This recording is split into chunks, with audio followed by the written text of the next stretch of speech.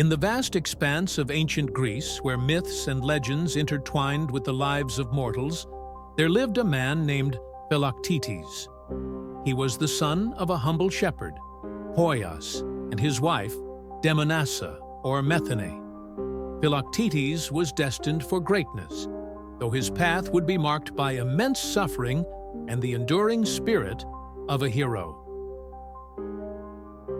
One fateful day, Philoctetes found himself wandering through the rugged terrain of Mount Oeta. There, he encountered the legendary hero, Heracles, who was in the final moments of his mortal life. Heracles, racked with unbearable pain, had constructed a pyre and begged his son, Hylas, to light it and end his suffering.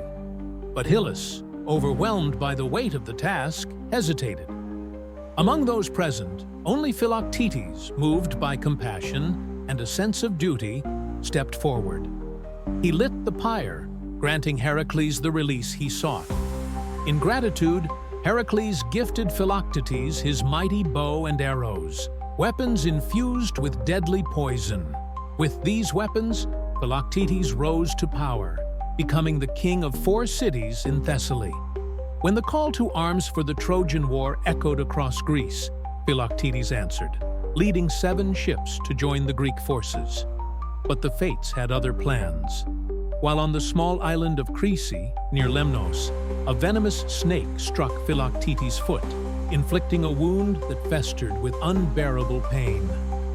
Unbeknownst to him, this was the wrath of Hera, who sought vengeance for his aid to Heracles. The wound was so grievous that his fellow Greeks, unable to bear his agonizing cries and the stench of his festering wound, abandoned him on the desolate island of Lemnos.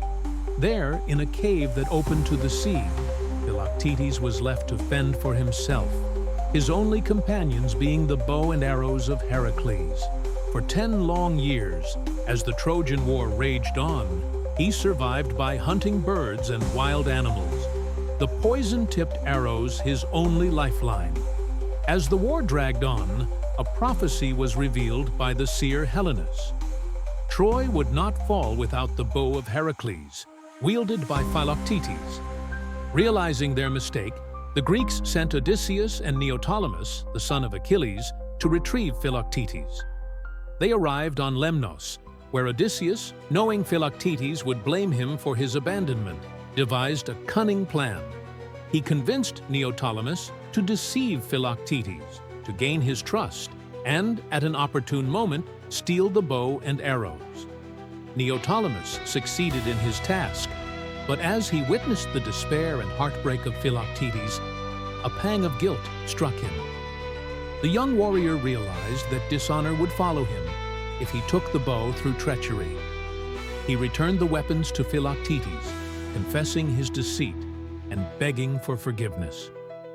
Odysseus, furious at Neoptolemus's change of heart, confronted him, but the noble act had already been done. Grateful for the return of his prized weapons, Philoctetes, however, refused to join the Greeks in their war. He had suffered too much at their hands. It was then that Heracles himself appeared before him, a vision from the heavens. The great hero urged Philoctetes to let go of his anger and to fulfill his destiny by aiding in the fall of Troy. Moved by this divine intervention, Philoctetes agreed. He journeyed to Troy, where he was healed by the sons of Asclepius. Fully restored, he took up his bow and with a single arrow struck down Paris, the prince of Troy and the brother of Hector, sealing the fate of the city. Philoctetes' journey from abandonment and despair to redemption and glory became one of the many epic tales that defined the era of heroes, his name forever etched in the annals of Greek mythology.